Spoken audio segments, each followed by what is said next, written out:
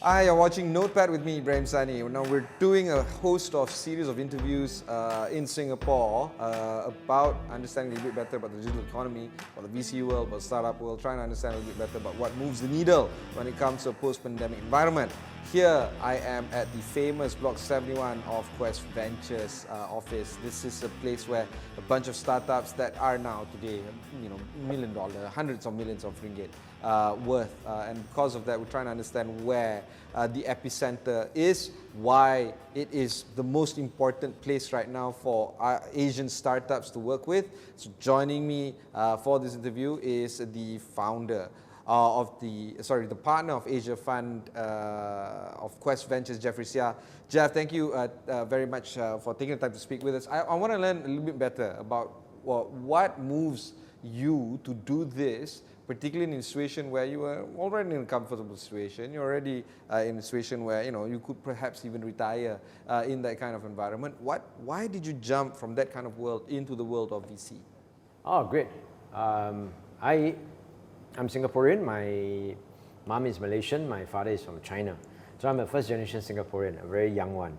Usually, most Singaporeans are 3-4 generations. Yeah.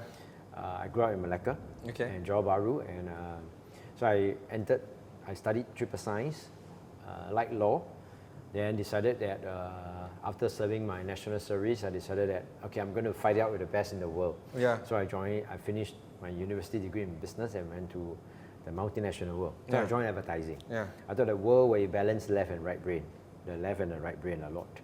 I worked at Ogilvy and Mather, met a lot of smart mentors, people who taught me how to see things from the left and the right. Mm-hmm.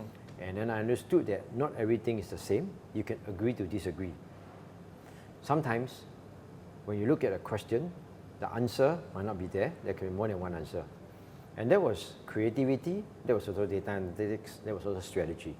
The question I want to ask you is very simple. Ogilvy and Mather, WPP Group, fantastic, safe, you can probably retire there. Why jump into this whole strange world of VC? Well, I think I have to reverse that bit. I think because of the always looking for new things, you start to look at, when you're in an advertising world, you are doing well, you really want to do well, it's very easy to get a C, you just service what the clients needs. Yeah. But you want to do well, you really must introduce clients new things. Yeah. So in introducing clients new things, I met a lot of new startups, and those days you don't call startups, they were called gig teams, right? So this is what, This is 2000s. 2000s. Wow, okay. So I was in school, by the way. Yeah, you were in school. 2003 or 2004, I gave a gentleman, you might know him, I gave him a PO to run a set of banner advertising on his website. And the gentleman's name was called Patrick Grove. It was called Catcher. Okay.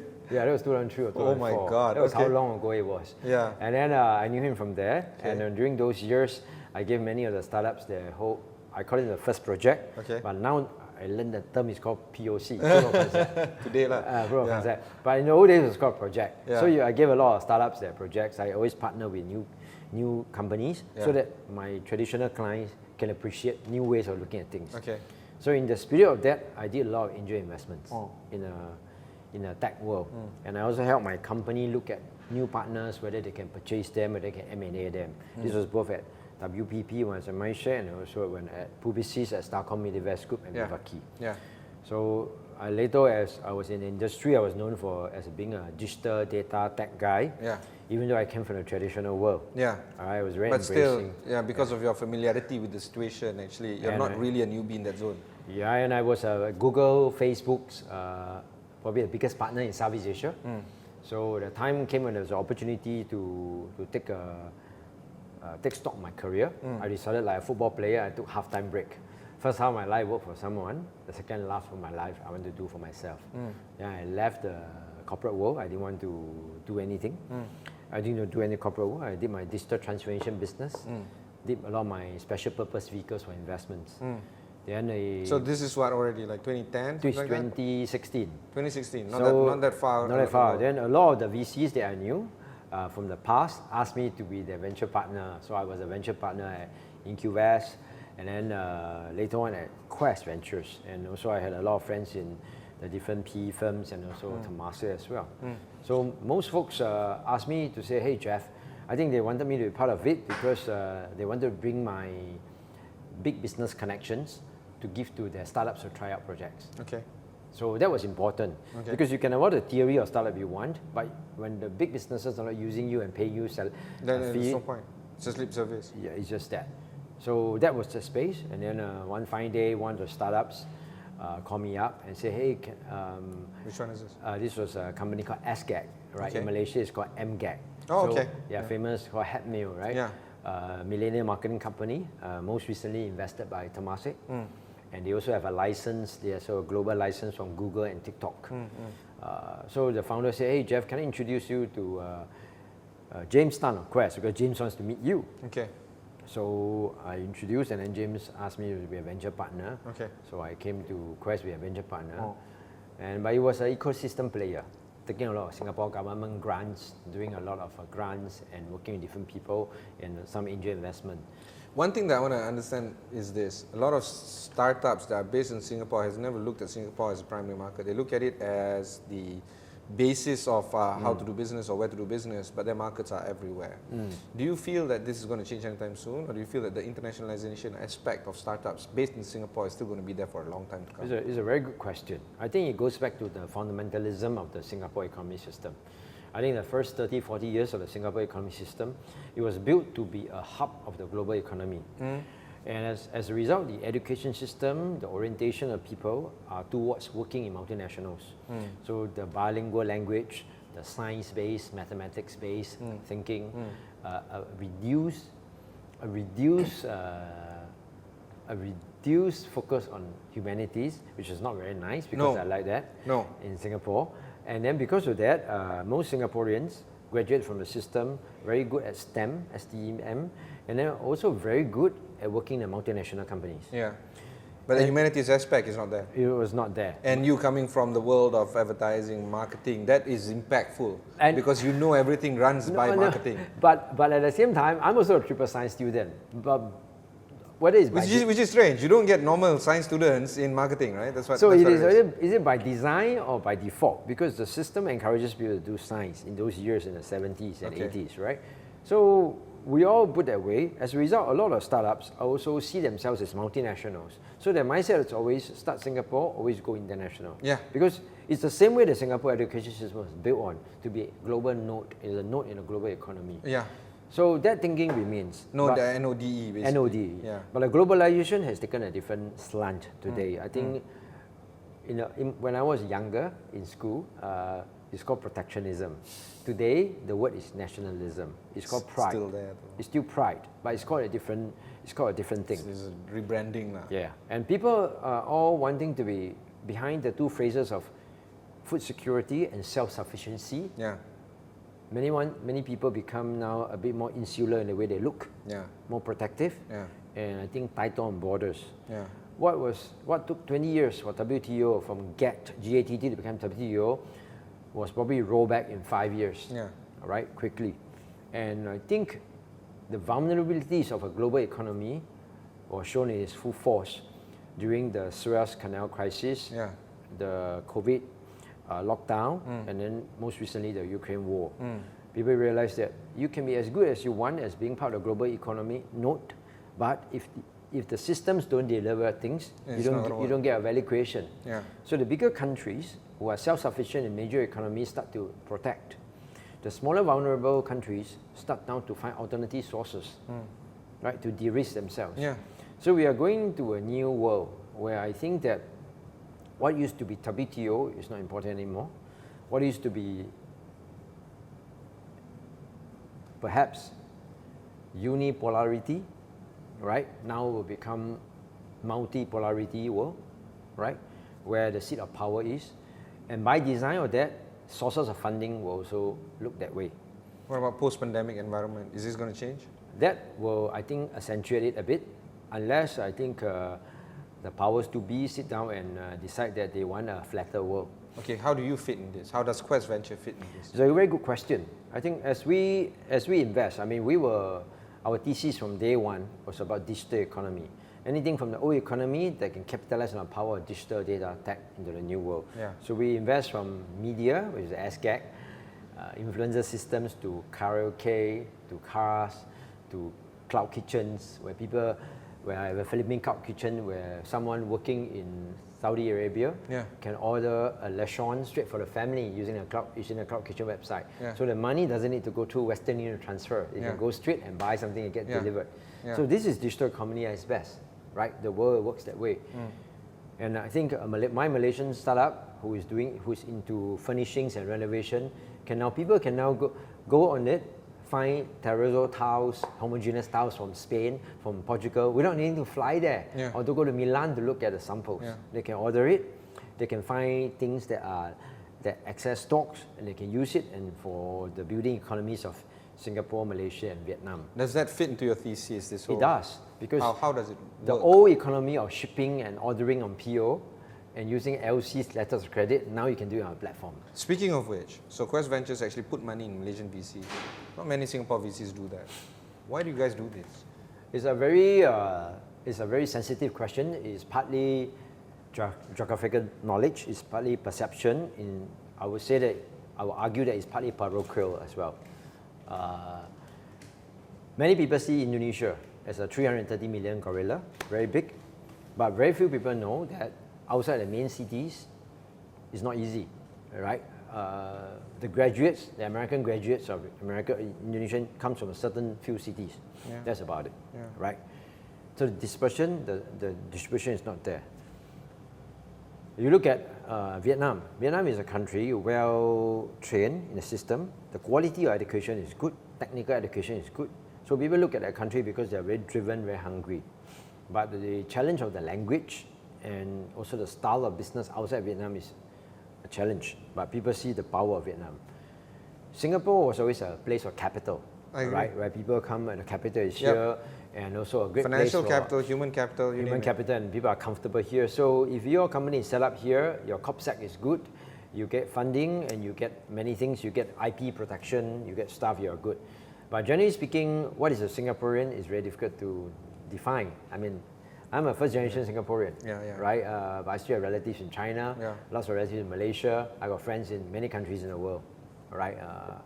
I've been to Myanmar, set up my Myanmar office in the advertising world.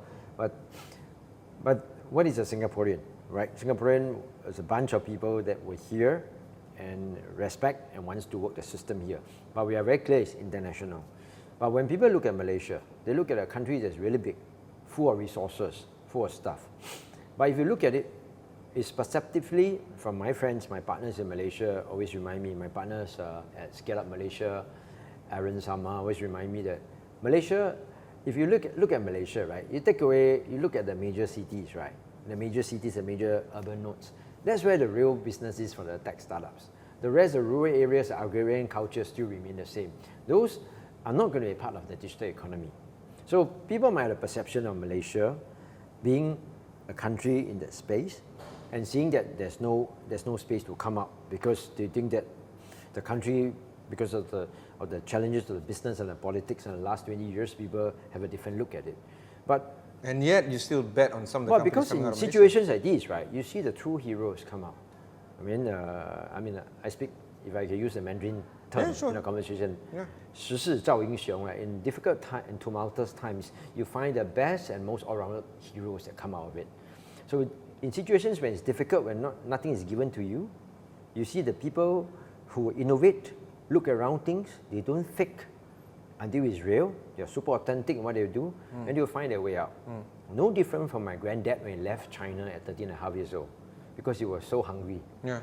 He took a boat down and come to reach Singapore. And when people ask me who's the best startup founder, I say it's my granddad.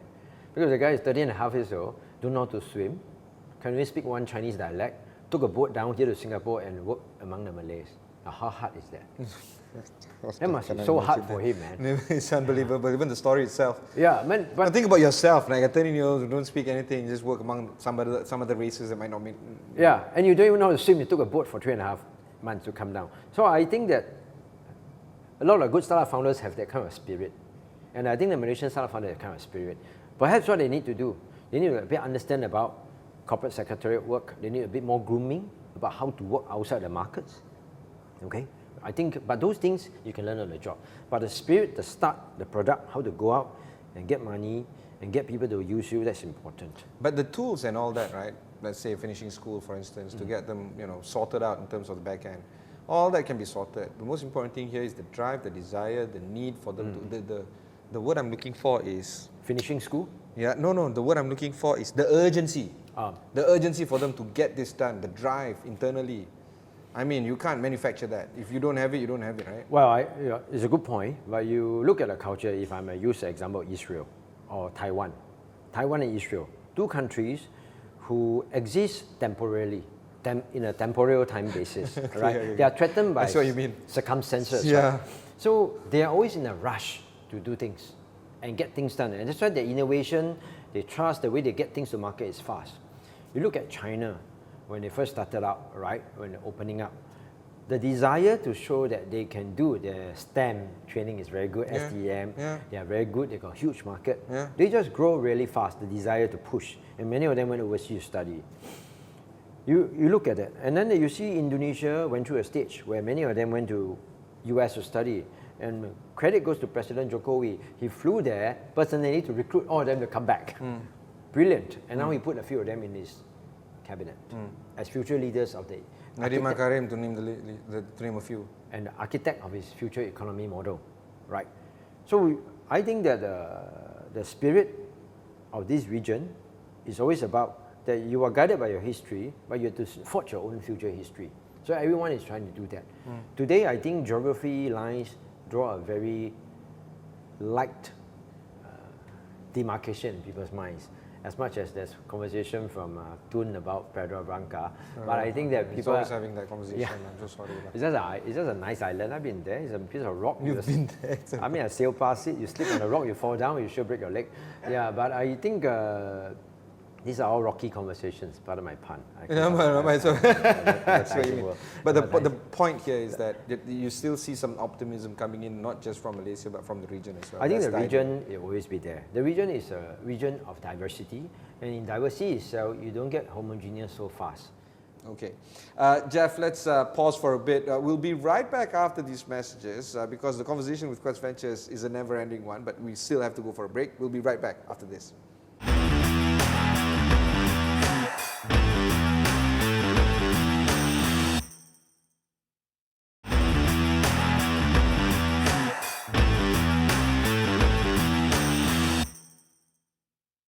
Hey, thanks for joining us. So on the show right now is Jeffrey Seah, the partner of Asia Fund for Quest Ventures. Jeff, let's go on with that conversation right now. I want to learn a little bit better about the notion that you spoke about with ASEAN and many more. Talk to us through that whole idea.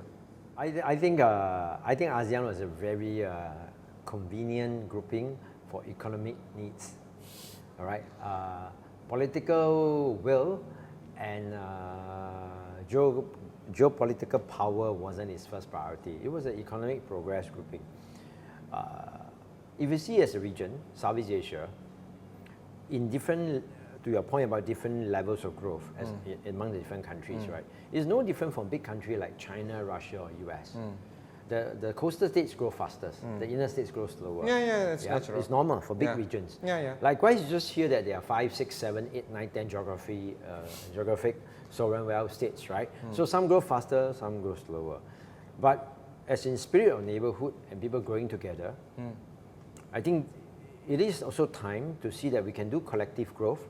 At the same time, we don't need to balance out or even up the growth. It's about collectivism, how to do things together. Let's talk a little bit more about Quest Venture Day. What is it all about? Why are you doing it in KL? Why not somewhere else? Oh, good question. I think it's time.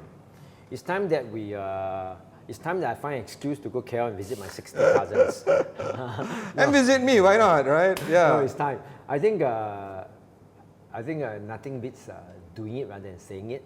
Everyone says that they are active in Malaysia, they have been active in Malaysia, they are ecosystem player in Malaysia, they invest in Malaysia, but very few people do it with the desire, the commitment and the force. So we went to invest in 17, 18 companies. In the end we did about 14, 15, right? Some of them wanted to join the program, some of them opt out, some of them decided that they are not ready, all right? But we are open for everyone. For whatever reason. So we have issued checks for 14, 15, 16 companies. So what's the normal ticket size for that? This is an accelerator program with Scale Up Malaysia. So we are doing together scale up. It's about RM250,000 each, all right? It's about RM250,000 each. We are going in, and then leading them to a next round of investment. Because I think one of the things we are doing in Malaysia this time now, it's time after 2 rounds of investments, we thought we would go in, and now the COVID is open. I'll bring also all my business partners in Malaysia to meet all the startups so that they can do proof of concepts together, right? Which is most important because you get deals, you get things done. When there's businesses, then people invest in you more. At the same time, I also want to bring outsiders in my Kazakhstan. So my Quest Ventures fund is invested by my Asia Fund 2 at Quest Ventures. Quest Ventures is predominantly ecosystem event coordinator. My Asia Fund 2 is the only venture fund that we have. All right. The Asia Fund 2 is invested by Temasek Pavilion Capital and also Kazakhstan sovereign wealth fund called Kaztec Ventures. So we are bringing some of the Kazakhstan companies into Malaysia as well. So I used to tell the Kazakhstan folks that Southeast Asia is the economic bridge for them into the Muslim states of Malaysia and Indonesia, so that they can escape from being cornered by China and Russia. So a lot of my Kazakhstan startups will come. Many of them are operating in Malaysia and also Indonesia, so they will come and meet. Some of my Singapore startups are also going, and some of the Singapore startups actually also operate in Malaysia, like MGAG. They operate in Malaysia already.